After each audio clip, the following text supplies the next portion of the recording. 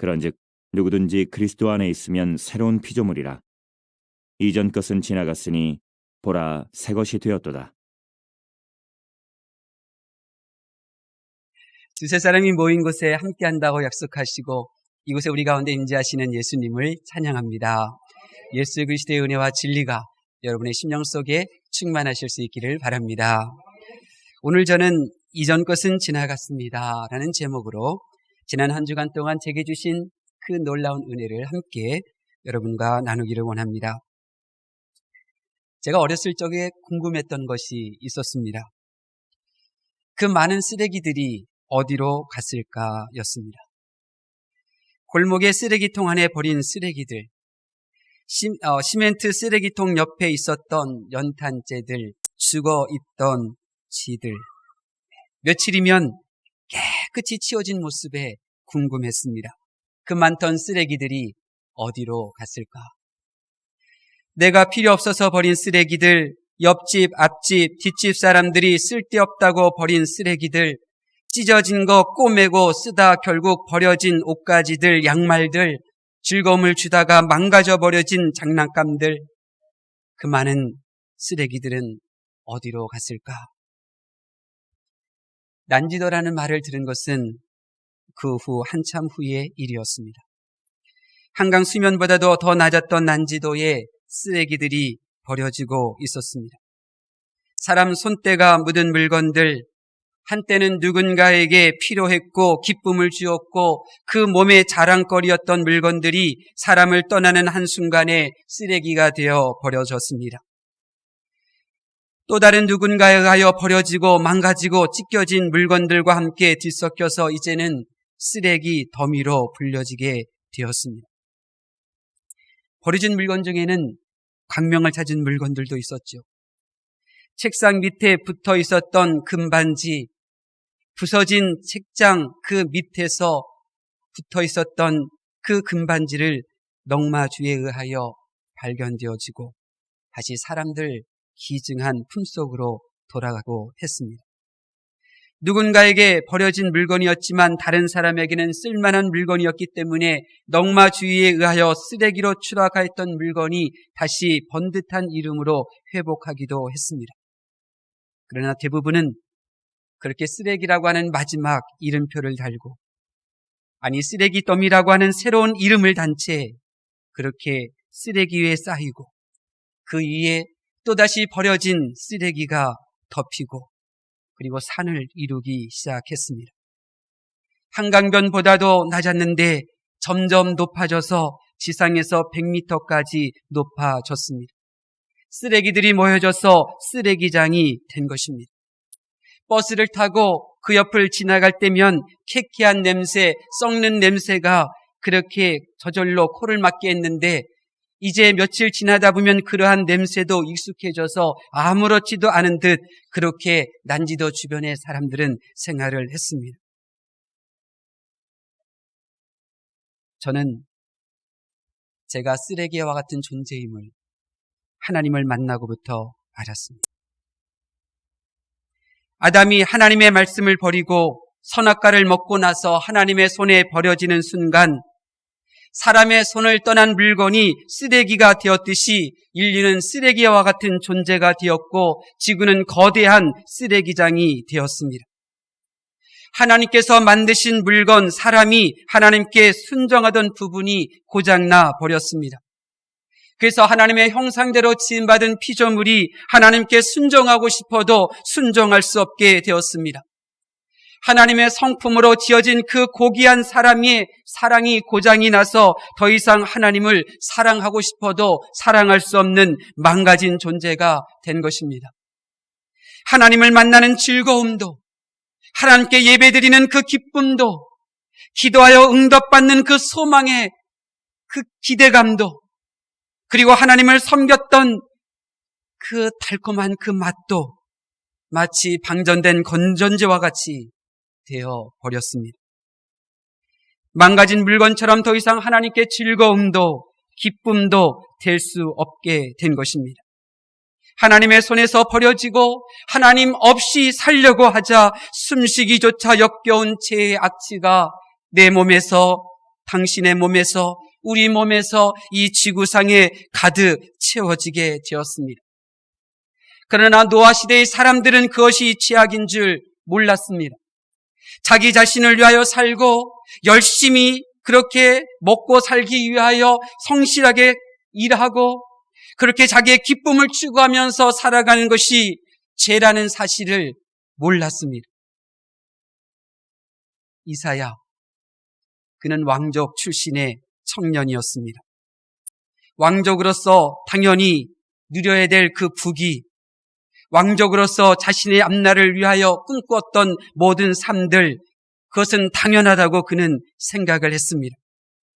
근데 그가 하나님을 만나고 그러한 삶이 죄였다고 부르짖습니다. 누구나가 열심히 살던 삶, 누구나가 자기의 소박한 꿈을 이루고 싶었던 삶, 평범한 삶이었는데, 그런데 하나님을 만나고 보니 그 하늘에 계신 하나님이 계시다는 사실을 경험하고 보니 지난날의 자신의 삶이 죄라는 것을 알게 되었습니다. 자신의 삶을 죄라고 여기는 이사야에게 하나님께서는 너의 죄를 내가 사해 주겠다 말씀하셨고, 노아 시대의 사람들은 자기의 죄가 죄인 줄 몰랐더니 하나님이 내리시는 심판 아래 이 지구상에서 진멸되고 말았습니다. 성도가 누구입니까? 성도란 도대체 어떤 사람을 말하는 것입니까? 거룩한 물이라고 하는 이 성도, 그럼 도대체 그 거룩함이라는 것은 무엇을 의미하는 것입니까? 성도, 거룩한 무리는 제사함을 받은 분들입니다. 내가 제사함을 받았다는 사실을 기억하고 있고 내가 제사함 받은 사실로 인하여 기뻐하는 사람이 바로 성도라는 말씀입니다. 저는 인간 쓰레기였음을 고등학교 2학년 때 그 새벽 시간에 무릎 꿇고 오늘 나 자신을 위한 학교 생활을 위하여, 나 자신을 향한 친구들과 선생님과의 관계를 위하여, 내가 꿈꾸었던 대학 생활을 위하여 무릎 꿇고 기도할 때 하나님은 저를 찾아오셨고 제게 말씀해 주셨습니다. 그때 저는 알았습니다. 내가 인생 쓰레기입니다. 하나님은 나를 생각했고 하나님은 나의 구원을 생각하고 있었는데 나는 하나님에 대해서 생각하기보다는 나 자신의 행복과 나 자신의 기쁨만을 위하여 추구했던 인간 쓰레기였습니다. 그리고 그 이후에도 저는 계속해서 나를 위한 하나님을 찾았고 나를 위한 하나님을 만나고 있습니다. 저는 쓰레기 중에 상쓰레기입니다. 저는 망가진 쓰레기입니다. 정태선 목사님, 왜 병상에 계셔야 했는가? 왜 2미터도 높은 곳에서 그렇게 주님 일 하시다가 떨어지셔서 다리가 부러지셨는가? 내 몸이 망가졌었기 때문에 그렇습니다. 내가 조금 더 건강했더라면 정태선 목사님 대신에 내가 그 사다리를 타고 올라갈 수 있었는데 저는 몸이 망가져 있었기 때문에 정태선 목사님이 저를 올려보내지 않은 것입니다. 저는 망가진 쓰레기와 같은 존재입니다. 다윗, 그러고 보니 하나님의 사람들은 이렇게 고백했더라고요. 나는 죄악 중에 잉태된 존재라고. 이사야 선지자도 이렇게 고백하더라고요. 지렁이 같은 너 야곱아. 베드로는 이렇게 말하더라고요. 예수님을 배웠을 때 무릎을 꿇고 나는 죄인입니다. 나를 떠나십시오. 바울 사도는 하늘에 계신 예수님을 보고 나서 이렇게 고백합니다. 나는 죄인 중에 괴수였습니다. 여러분, 모두 한결같이 자기 자신의 삶에 충실하고 성실하게 책임감 있게 살아갔던 사람들이었는데 그들이 살아계신 하나님을 만나고 나서 그들은 한결같이 이렇게 고백하더라고요. 내가 죄인이었습니다. 제가 죄인입니다. 그렇습니다. 살아계신 하나님을 만나기 전에는 괜찮은 사람인 줄 알았습니다. 정말로 천국이 사실 있다는 사실이 정말로 체감적으로 믿어지기 전까지는 내 죄가 아닌 바로 그 사람의 죄가 더 큰 줄 알았습니다. 그런데 그것이 아니었습니다. 악취가 나서 하나님께서 도저히 함께할 수 없는 사람이 바로 이러한 나였습니다. 이사야 선지자가 하나님 앞에 그렇게 죄됨을 고백하였을 때 하나님은 이사야에게 이사야 1장 18절에 이렇게 말씀하십니다. 너희의 죄가 주홍 같을지라도 눈과 같이 희어진다. 진홍같이 붉을지라도 내가 양털같이 희게 해줄 것이다. 하나님의 사람, 구원받은 하나님의 자녀들, 하나님께서 택하시고 구별하여 하나님의 거룩한 성도로 그렇게 삼아주신 하나님의 사람들은 내가 죄인임을 뼈저리 고백하며 그렇게 신앙생활하였는데 이제는 어느새부터인가 내가 죄인이었다는 고백 없이 하나님을 믿게 되었습니다. 내가 지금까지 잘 살아왔다면 내가 왜 하나님을 믿어야 하며 내가 앞으로도 나 홀로 잘 살 수 있는데 왜 교회를 다녀야 합니까? 이유는 하나뿐입니다. 내 죄 때문에 그렇습니다. 내 죄. 그러면 내 죄가 무엇입니까? 우리의 죄는 선악과를 먹은 것입니다. 사람은 하나님께서 먹으라 하신 생명 열매는 먹지 않고 하나님께서 먹으면 죽는다라고 하는 선악과를 먹었습니다. 선악과는 사람이 눈으로 볼 때에는 먹음직도 합니다. 사람의 눈으로 보면 보함직도 하고 지혜롭게 할 만큼 탐스럽기도 합니다. 사람들에게 너무나 매력적인 것이 선악과입니다. 그래서 지금도 진행 중이죠. 많은 사람들은 나로 하여금 지혜롭고 강하게 할 만한 선악과를 향하여 생명나무가 아닌 그 선악과를 향하여 손을 뻗고 있습니다.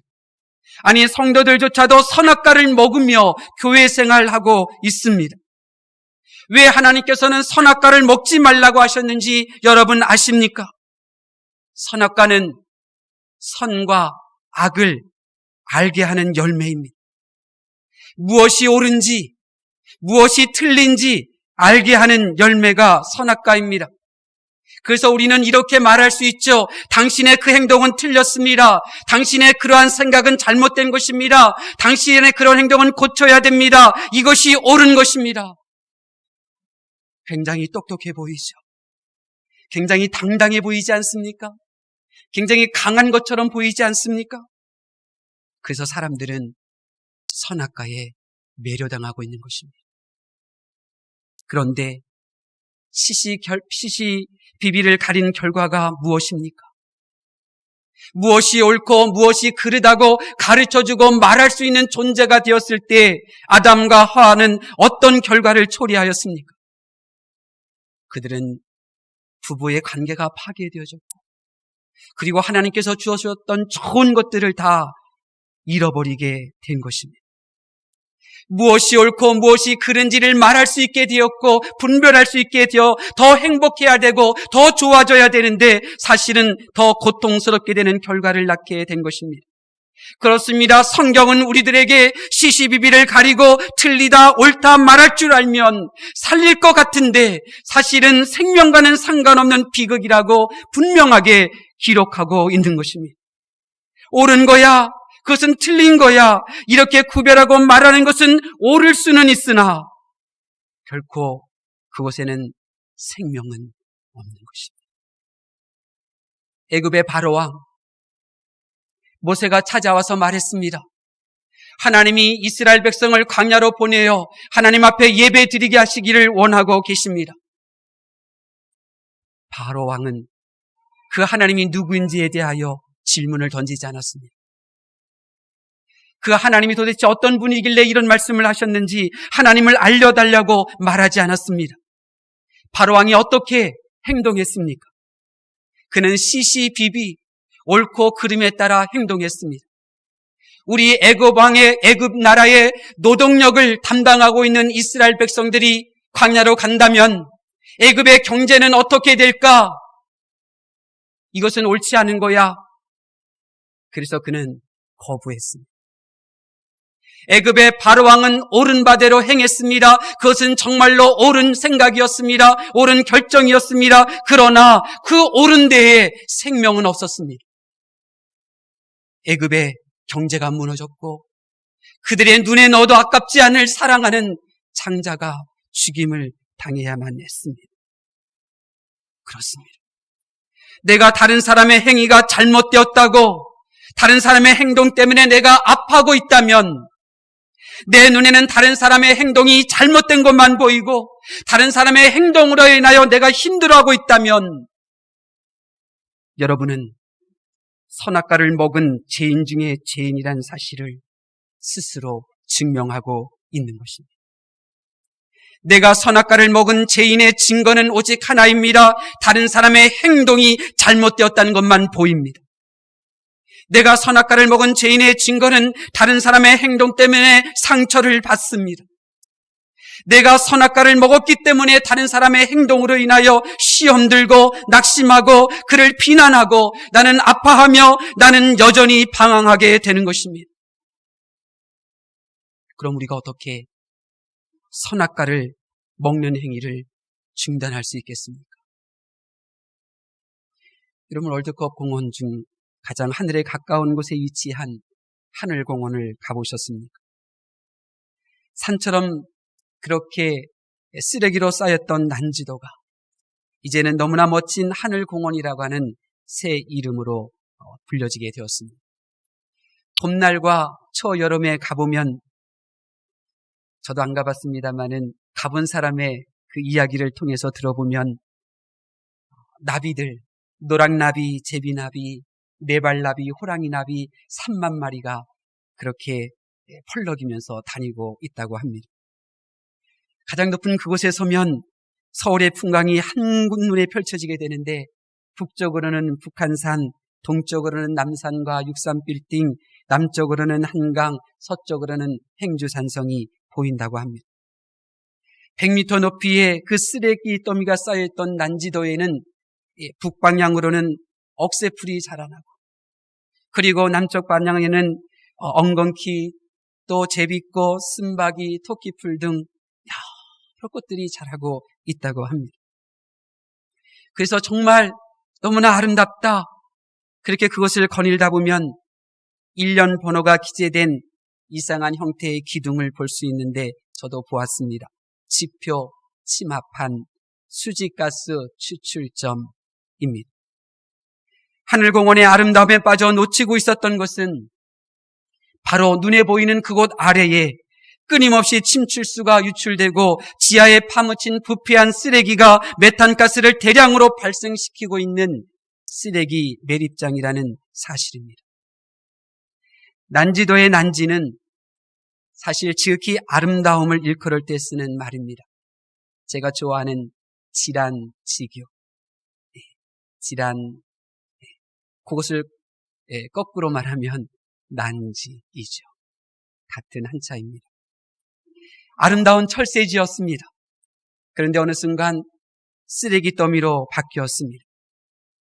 그리고 1990년도 시작되면서 다시 서울시는 쓰레기 매립장을 아름답게 회복시킬 계획을 세웠고, 이제 서울 시민의 귀한 심의 안식처가 된 것입니다. 여러분, 하나님께서는 이 일을 저와 여러분에게 행하셨습니다. 하나님께서는 저와 여러분을 아름다운 하나님의 형상대로 지음받은 그런 피조물로 만드셨습니다. 너무너무나 아름다웠고 하나님께서 감탄할 정도의 사랑스러운 존재였습니다. 그런데 망가질 대로 망가졌죠. 하나님의 말씀을 불순종함으로 악취 범벅인 존재가 되었습니다. 이런 저와 여러분을 향하여 하나님께서는 이렇게 말씀하십니다. 고린도후서 5장 17절 말씀, 우리 다시 한번 봉독하겠습니다. 고린도후서 5장 17절 말씀, 시작. 그런즉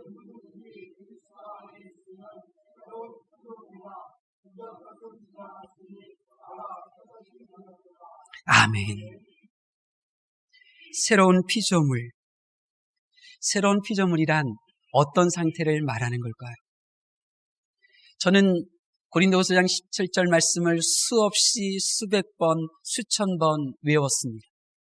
그런데 새로운 피조물이 무엇인지 몰랐습니다.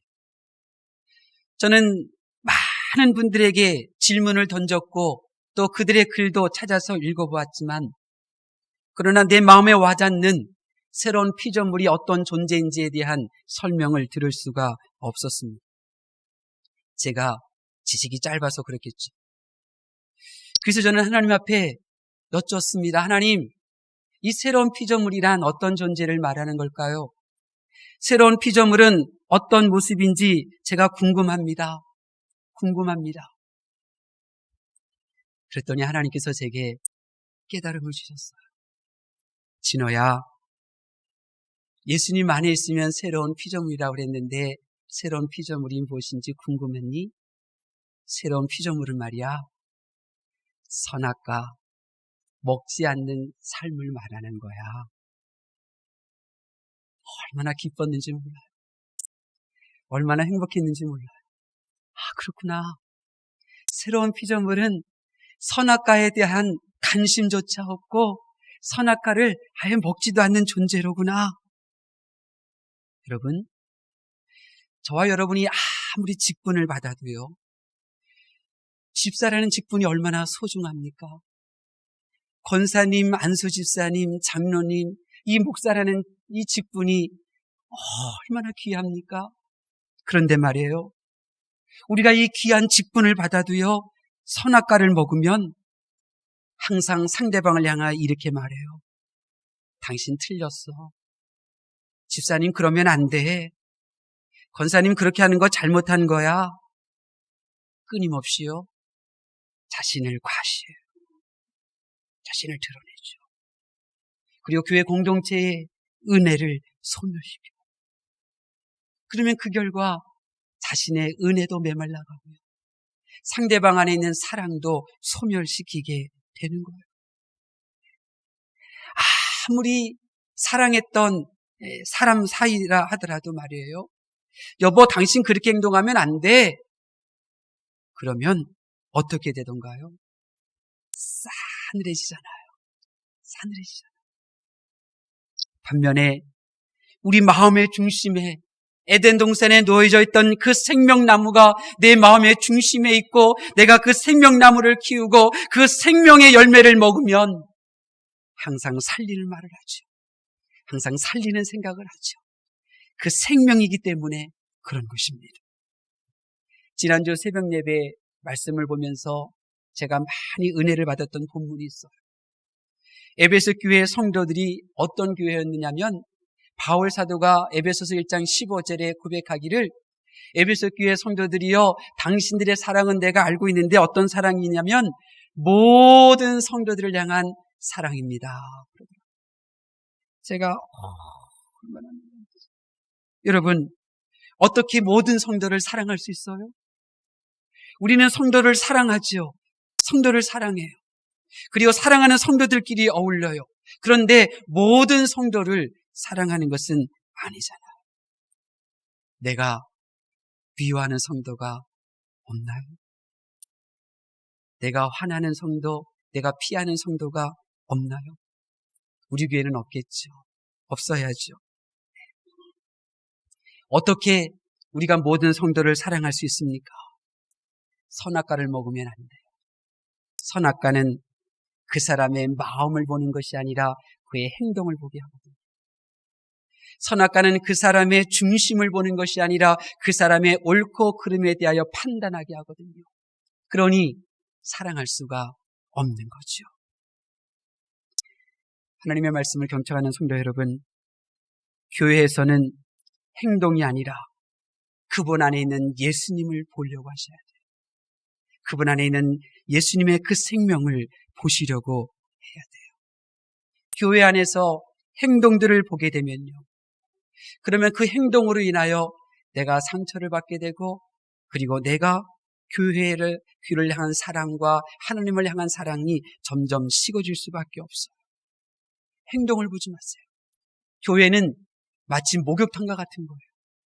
목욕탕에 가면 어떤 사람은 목욕을 마치고 옷을 입는 사람도 있고, 어떤 사람은 이제 막 목욕하려고 그렇게 옷을 벗는 사람도 있고, 어떤 사람은 때를 다 벗기고 이제 샤워만 간단히 하고 나오려고 하는 사람이 있고, 어떤 사람은 본격적으로 때를 벗기려고 하는 사람들이 있잖아요. 다양한 사람들이 있어요. 근데 그 다양한 사람들의 행동을 보게 되면 우리는 목욕할 수가 없어요. 오직 내가 목욕하려고 왔다라고 하는 생각을 놓치지 않을 때 물방울이 튀어도 다른 사람이 조금 눈에 거스르는 행동을 해도 나는 끝까지 목욕을 할 수가 있는 거잖아요. 마찬가지예요. 교회에서도 다른 사람의 행동을 보면 내게 주신 사명을 감당할 수가 없는 거예요. 다행히도 하나님께서는 저와 여러분을 우리 부학교회로 인도해 주셨어요. 우리 부학교회는 기도하는 교회잖아요. 우리 속에 있는 미움과 분노의 이 죄의 악취들을 다 배출시켜요. 우리 부학교회는 여러분에게 선악과가 아니라 생명을 주는 교회인 줄 믿으실 수 있기를 바랍니다. 우리 부학교회를요, 선악과를 먹고 서로 판단하고 정지하는 그러한 교회 공동체가 아니라 정말 함께 생명이 넘치는 교회로 우리가 만들어 가실 수 있기를 바랍니다. 우리가 모이게 힘쓰면 내 안에 있는 선악과 나무를 뿌리째 뽑아버리게 될 것입니다. 항상 기도와 찬송으로 하나님 앞에 엎드리면 내 안에 분노와 미움의 쓰레기 가스가 배출되어지고 내 안에 하나님의 생명이 채워지게 될 줄로 믿습니다. 하나님의 말씀을 경청하는 성도 여러분, 저는 어제 24시간의 시간 중에 저의 사랑하는 딸 3살 된 예은이와 함께 했던 시간은 10분도 되지 않았어요. 저는 지난 한 주간 총 168시간 중에 찬송가를 부른 시간이 1시간도 되지 않았어요. 여러분은 어떻습니까? 지난 한 주간 동안 식구들과 함께 했던 시간은 얼마나 되며 지난 한 주간 동안 찬송가를 부른 시간은 얼마나 됩니까? 아니, 여러분이 지금까지 살면서 내가 죄인입니다 고백했던 시간은 얼마나 됩니까? 여러분이 지금처럼 살아간다면 어떤 이는 30년 생애 중에 식구와 함께 보낼 수 있는 시간은 하루도 채 되지 않았을 것입니다. 우리에게 하나님을 찬양하는 시간은 365일 중에 하루도 채 남지 않았을 것입니다. 총 1년의 제3의 기쁨과 감격에 누릴 시간 8,784시간 중에 1분도 채 남지 않았을 것입니다. 왜 그럴까요? 바빠서요? 아닙니다. 행동을 보고 갈등하고, 행동 때문에 삭히고, 그 행동 때문에 상처받고, 그 행동 때문에 내가 방황하고 있기 때문입니다. 여러분, 도대체 언제까지 선악과를 먹으면서 다른 사람의 행동을 판단하고 그 사람을 멀리할 것입니까? 심지어 식구들마저. 언제까지 선악과를 먹으며 정죄하고 아파하며 낙심할 것입니까? 그것을 하나님 보시기에 인정받은 모습은 결코 아닙니다. 옳다, 그르다 판단하면서 언제까지 천사들이 부러워하는 우리에게 주신 이 시간들을 낭비하실 것입니까? 이제 여러분의 마음과 생각을 오직 예수님 안으로 돌이키실 수 있기를 바랍니다. 여러분이 먹든지 마시든지 나의 죄를 사해 주신 그 예수님, 나의 죄를 사해 주신 그 예수님으로 인하여 나의 눈에 거슬리는 행동을 하는 그들도 기꺼이 용서할 줄 아는 그러한 아름다운 삶의 열매들을 우리가 맺어야 되지 않겠습니까? 예수님 없이 살고 예수님의 이름으로 기도하지 않고도 살려는 이 마음을 이제 예수님 안으로 돌이켜야 합니다. 내 죄 안에, 내 죄를 대신 감당하신 예수님 안에 머물러야만 합니다. 내 죄를 대신하여 십자가의 길을 걸어가신 그 예수님 안에 거하셔야 합니다. 예수님 안에 거하면 열매를 맺을 수 있기 때문입니다. 예수님 안에 머무는 것, 내 죄를 사해 주심을 고백하고 나누는 거예요. 여러분의 배우자에게 말해보세요. 여보, 하나님이 나의 죄를 사해 주셨어. 나는 너무나 행복해. 여러분의 구역 식구들에게 말해주세요. 성도님, 예수님께서 나의 죄를 사해 주셨어요. 나는 너무나 기뻐요. 매일 매 순간마다 하나님 앞에서의 나의 무기력함과 무능함, 죄인됨의 고백을 쉬지 않는다면 내 안에 미움의 독가스가 쌓이고 있는 것입니다.